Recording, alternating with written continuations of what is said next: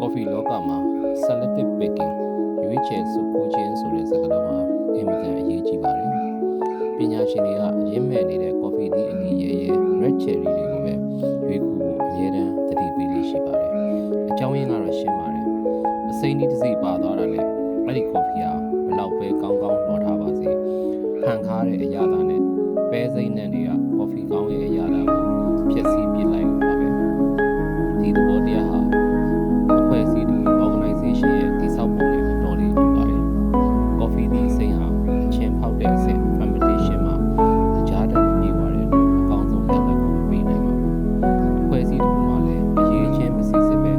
level မခွဲကြပဲလူတန်း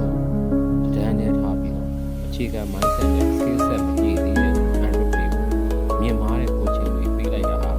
အစိမ်းကြီးကိုကြားရည်စိမ့်ပြီးအသေးမဲ့ခိုင်းလို့ပါပဲ။အပေါ်ရန်တော့ဟုတ်မလို့လေတကယ်တမ်း result ထွက်လာရင်တော့ခါသက်သက်အရာသာပဲကြံခဲ့ပါလိမ့်မယ်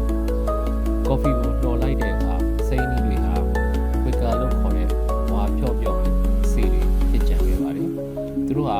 တခြားအဆီတွေနဲ့ရောနေပြီးခွဲခြားရခက်ပေမဲ့အရာသာကိုတော့အကြီးအကျယ်ဒုက္ခပေးပါတယ်။အဖွဲ့အစည်းမှာလည်းလူမှန်နေရာမှန်မရှိပဲ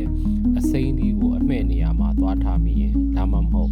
အရေးချင်းမရှိသူကိုတာဝန်ကြီးတွေပေးထားမိရင်အလုပ်ထဲမှာတော့ပါနေတာပဲဒါပေမဲ့စွမ်းဆောင်ရည် productivity မှာတော့လုပ်ငန်းတစ်ခုလုံးကိုဆွဲချနေတဲ့အနှောက်အယှက်တွေဖြစ်လာတတ်ပါတယ်။ coffee တစ်ခွက်ကိုမီးဆန်းကြည့် cupping လုပ်တဲ့အခါဘယ်အဆင့်မှာမှားခဲ့လဲဆိုတာဖုံးကွယ်လို့မရပါဘူး။အစိမ်းတီးခူးခဲ့တာလားလှော်တာမှားတာလားဆိုတဲ့အရာတာကအဖြေပေးပါတယ်။အဖွဲ့အစည်းတစ်ခုမှလည်း management ကဘလောက်ပဲကောင်းနေပါစေ